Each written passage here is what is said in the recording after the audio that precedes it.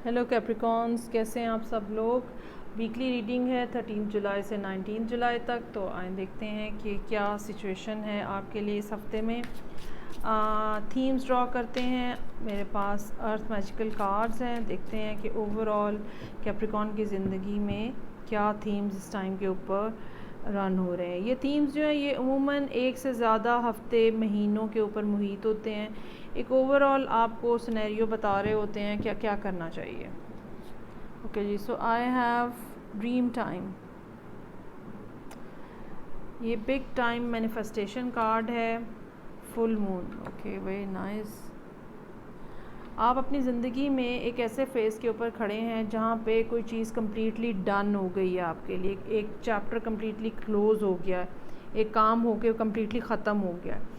और अब आपने क्या करना है, अब आपने कुछ नया क्रिएट करना है और ये यूनिवर्स के साथ मिल के आपने क्रिएट करना है। इसके लिए आपने मैनिफेस्ट करना है। ड्रीम टाइम का मतलब ही ये है कि आप वो सोचो जो आप करना चाह रहे हो। आप जो एक ज़िंदगी का पिछला फ़ेज़ था वो ऑलमोस्ट ख़त्म हो गया है और अब आपके सामने एक दोबारा से एक जिसको कहते हैं कैनवस खुला हुआ है और अब आपने दोबारा से चीज़ों को ड्रॉ करना है। और ये एक बेहतरीन टाइम है चीज़ों को क्रिएट करने के लिए। ज़रूरत सबसे ज़्यादा इस बात की होगी कि आप अपनी सोचों को, अपनी थॉट्स को, आइडियाज़ को पॉजिटिव रखें। और ये यकीनन ऐसा टाइम है जिसमें जो आप कहेंगे, जो आप सोचेंगे वो यकीनन हो जाएगा। So be very positive about yourself and about others as well. अच्छा जी, हम देखते हैं कि ये हफ्ते में क्या होने जा रहा है। फूल, स्टार, ज़बरदस्त भाई। 4 of pentacles, 8 of pentacles, justice, 9 of pentacles, 7 of cups. Again chapter की एंडिंग, चैप्टर का क्लोजर नज़र आ रहा है यहाँ पे। कुछ ज़िंदगी में कुछ ऐसा यकीनन ख़त्म होने जा रहा है जिसके बाद आप नए सफ़र के ऊपर निकलेंगे, नए सफ़र को स्टार्ट करेंगे। कार्ड्स बार बार ये इंडिकेट कर रहे हैं, हर रुख से ये कार्ड इंडिकेट कर रहे हैं कि आपने कोई नया सफ़र या तो स्टार्ट करने लगे हो या आपने कर दिया है। और ये एक ऐसा सफ़र होगा जिसमें आप बिल्कुल नए तरह के एक्सपीरियंसेस हासिल करोगे।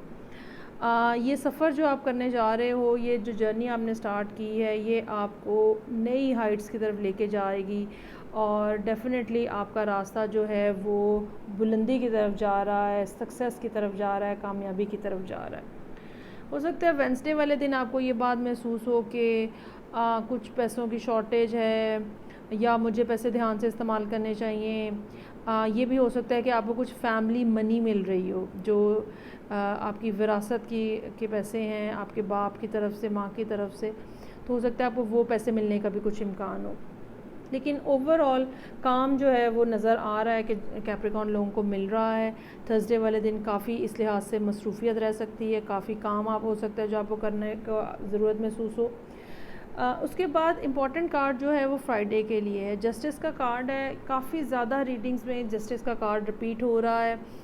डेफ़िनेटली लोगों को की ज़िंदगियों में किसी न किसी रुख पे कुछ ना कुछ अहम फ़ैसले, चाहे वो अदालती फ़ैसले हैं, चाहे वो ज़ाती फ़ैसले हैं, डेफ़िनेटली कुछ ना कुछ इस किस्म का चल रहा है जिसके अंदर फ़ैसला करना जो है वो ज़रूरी है। दो तरह की बात हो सकती है। एक तो वैसे कोई लीगल मैटर्स हो सकते हैं जो कि आप कैप्रिकॉन्स की ज़िंदगी में इम्पॉर्टेंट हो। ये भी हो सकता है कि ये शादी की एंडिंग का फ़ैसला और उसके बाद आप सिंगल हो जाएं दोबारा। क्योंकि वेरी नेक्स्ट कार्ड जो कि सैटरडे के लिए है वो 9 ऑफ पेंटिकल का कार्ड है। ये सिंगलहुड का कार्ड होता है। एक ऐसा शख्स जो कि अकेला है, सिंगल है, स्टैब्लिश्ड है, उसके पास इतने पैसे हैं कि वो अपनी आप की गुड लुक आफ्टर कर सके।